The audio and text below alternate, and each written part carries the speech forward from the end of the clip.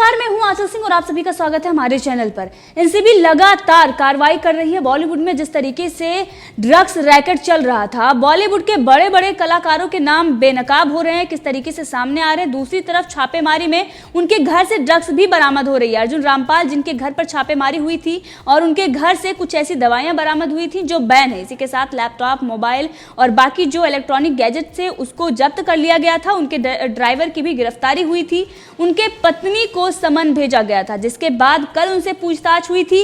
आज भी वो पूछताछ के लिए एनसीबी ऑफिस पहुंची है, उनसे पूछताछ हो रही है।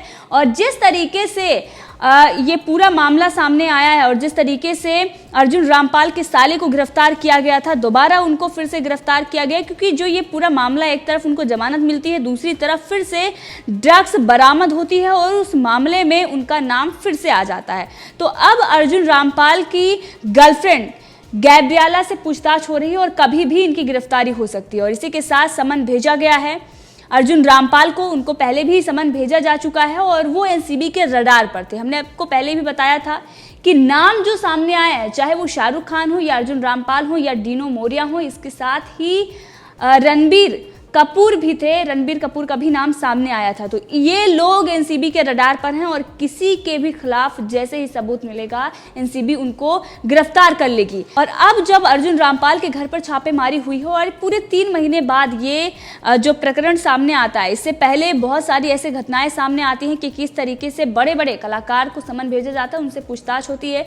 टीवी एक्ट्रेस को गिरफ्तार किया जाता है, धर्मा प्रोडक्शन के जो डायरेक्टर हैं उनको गिरफ्तार किया जाता है। के साथ बॉलीवुड में जो बहुत बड़े बड़े नाम हैं, नाडियाडवाला, उनकी वाइफ को गिरफ्तार किया गया। और अभी भी एनसीबी लगातार कार्रवाई कर रही है। मुंबई के जगह जगह पर छापेमारी हो रही है और हर जगह से ड्रग्स बरामद हो रही है। तो अब एनसीबी ऑफिस पहुंची, अर्जुन रामपाल की गर्लफ्रेंड से पूछताछ हो रही है। एनसीबी अब अर्जुन रामपाल से शुक्रवार को पूछताछ करेगी। इसके साथ ही वकील भी वहां पर मौजूद हैं। और ये जो ड्रग्स का मामला है सिर्फ यहीं तक नहीं रुकता, बल्कि जो बॉलीवुड के वो नाम हैं जिनका नाम तो सामने है, जिनके बारे में सबको पता है कि हाँ ऐसा होता है, लेकिन उनके खिलाफ सबूत एनसीबी के पास नहीं है। डिजिटल सबूत हैं लेकिन पुख्ता सबूत नहीं है कि उनकी जमानत जल्दी ना हो पाए। और इसी के साथ शातिर दिमाग से काम किया जा रहा है। बॉलीवुड में जो बड़े बड़े नाम हैं, जिनके नाम सामने आते हैं, लोग गवाही तक देते हैं लेकिन सबूत उनके खिलाफ नहीं मिलते। तो वो सारी चीज़ें भी एनसीबी को पता है, उन चीज़ों को वो बारीकी से देख रही है। और इसीलिए वेश बदलकर जो पवित्रा चौहान की गिरफ्तारी हुई थी, टीवी एक्ट्रेस, वेश बदलकर वहां पर एनसीबी पहुंची हुई थी और उसके बाद रंगे हाथों उनको पकड़ा गया था। तो अब एनसीबी इस तरीके से कार्रवाई कर रही है। मीडिया में भी उतनी खबरें नहीं आ रही हैं जितना पहले आ रही थी। अब एक्शन हो जाता है, उसके बाद मीडिया में खबरें आ रही हैं, क्योंकि जो अधिकारी मीडिया में खबरें दे रहे थे उनको हटाया गया था इस जांच से और उन लोगों को रखा गया है जो एक्शन लेने के बाद मीडिया में जानकारी दे रहे हैं। और अभी आपने कुछ दिन पहले ही देखा कि जावेद जाफरी भी एनसीबी ऑफिस पहुंचते हैं और उसके बाद वो ये कहते हैं कि पर्सनल काम था। एनसीबी ऑफिस के अधिकारियों से उनका कुछ पर्सनल काम था, इसलिए वो वहां पर पहुंचे थे, लेकिन उनको समन भेजा गया था, पूछताछ के लिए वो वहां पर बुलाए गए थे। ऐसी भी खबरें आ रही हैं, क्योंकि बड़े बड़े जो एक्टर हैं, एक्ट्रेस हैं, चाहे वो डायरेक्टर हो या फिर प्रोड्यूसर हो, किसी को भी एनसीबी नहीं बख्श रही है। वो कार्रवाई कर रही है और उन तक पहुंचने की कोशिश कर रही है, उन लोगों के खिलाफ सबूत इकट्ठा कर रही है जो इस पूरे सिस्टम को ऑपरेट कर रहे हैं। और वहां पर बैठकर उनके खिलाफ कोई हिम्मत नहीं कर पा रहा है कि वो गवाही दे। और जिन लोगों से पूछताछ होती है वो गवाही देते हैं, अगर वो उनके बारे में बताते हैं तो बाद में वो ये कहते हैं कि मुझ पर प्रेशर डाला गया, इसलिए मैंने गलती से नाम ले लिया। लेकिन ये जो मामला है वो सच है, कोई झूठा नाम नहीं लेगा। और जो पहले गिरफ्तारियां हुई हैं, 25 से ज़्यादा गिरफ्तारी हुई हैं इस पूरे मामले में, तो एनसीबी लगातार छापेमारी कर रही है और पूरे एक्शन के साथ वो काम कर रही है। सुशांत सिंह राजपूत मामले से ये मामला जुड़ा हुआ है और पहले दिन से ही ये सवाल खड़े हो रहे थे डीनो मोरिया को लेकर, सूरज पंचोली को लेकर और बाकी जो लोग हैं उन लोगों को लेकर सुशांत सिंह राजपूत मामले में सवाल खड़े हो रहे थे। अब ये बातें कहाँ तक सही हैं, ये जांच का विषय है और जांच इस पूरे मामले में हो रही है, सच्चाई सामने भी आ रही है। एक तरफ ये लोग दिल्ली हाई कोर्ट पहुंचते हैं और ये कहते हैं कि बॉलीवुड को बदनाम किया जा रहा है, दूसरी तरफ इनके घर से ड्रग्स बरामद हो रही है। तो ये चाहते हैं कि मीडिया जब इनके काले कारनामे सामने आ रहे हैं तो मीडिया उसे ना दिखाए, बल्कि जब बाकी लोगों पर जब इस तरीके से कार्रवाई होती है तब ये बॉलीवुड गिद्ध की तरह स्क्रिप्ट लिखता है, गलत चीजें भी उसमें डालता है और किस तरीके से बदनाम करने के लिए एक साजिश रची जाती है और उसके बाद फिल्म भी रिलीज की जाती है और वो दिखाया जाता है और उसके बाद कहा जाता है कि समाज को आईना दिखा रहे हैं। तो आज एनसीबी आपको आईना दिखा रही है और मीडिया भी आपको आईना दिखाने के लिए ही सच जनता को दिखा रही है और दिखाना भी चाहिए।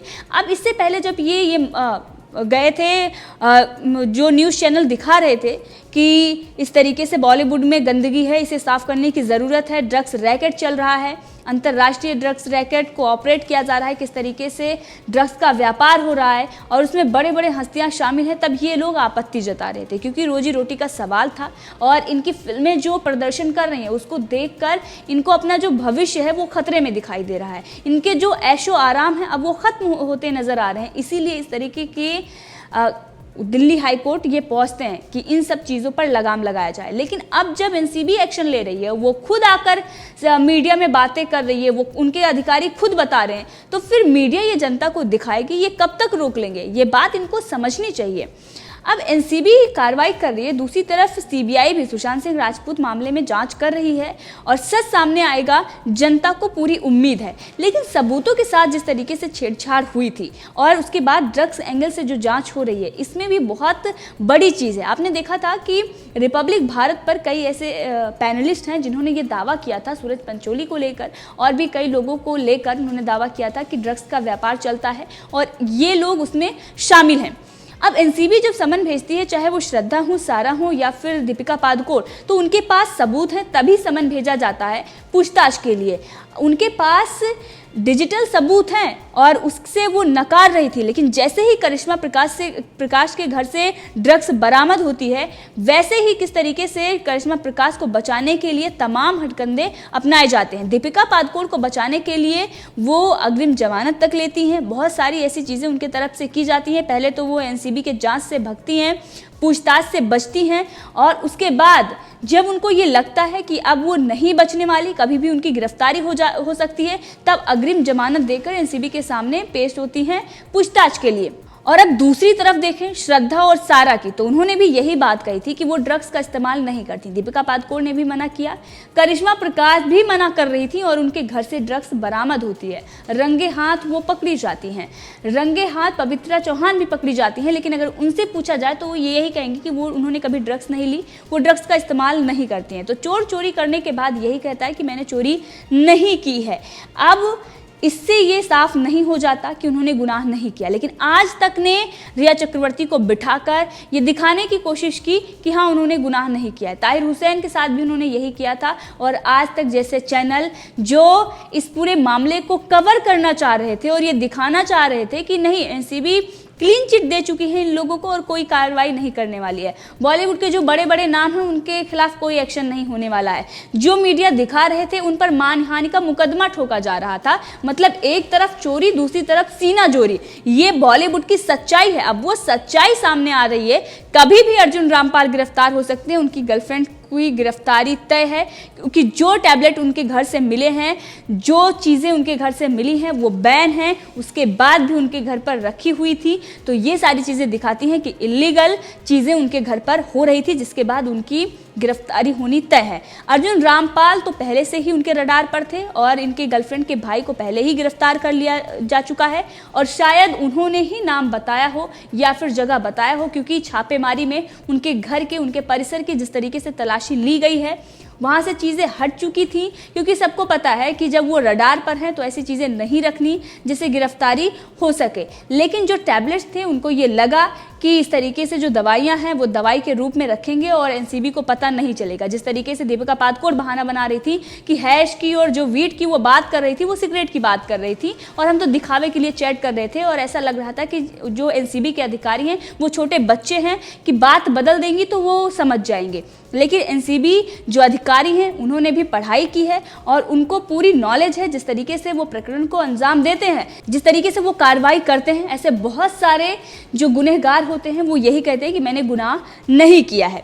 अब जो एजेंसी की छापेमारी में अर्जुन रामपाल के घर से बरामद हुआ है उसमें लैपटॉप, मोबाइल फ़ोन, टैबलेट जैसे इलेक्ट्रॉनिक गैजेट हैं और इसके साथ ही अर्जुन रामपाल का जो ड्राइवर है उसको भी गिरफ्तार किया गया है। इसी के साथ ये जो सुशांत सिंह राजपूत मामले से जुड़ा हुआ ही मामला है, जो ये ड्रग्स एंगल से जांच हो रही है, इसमें और भी लोगों के नाम सामने आ चुके हैं, वो भी एनसीबी के रडार पर हैं, उनके भी फ़ोन खंगाले जा रहे हैं और इसी के साथ श्रद्धा, सारा और दीपिका पादुकोण के फ़ोन भी जब्त हैं, उनसे भी डाटा खंगाला जा रहा है।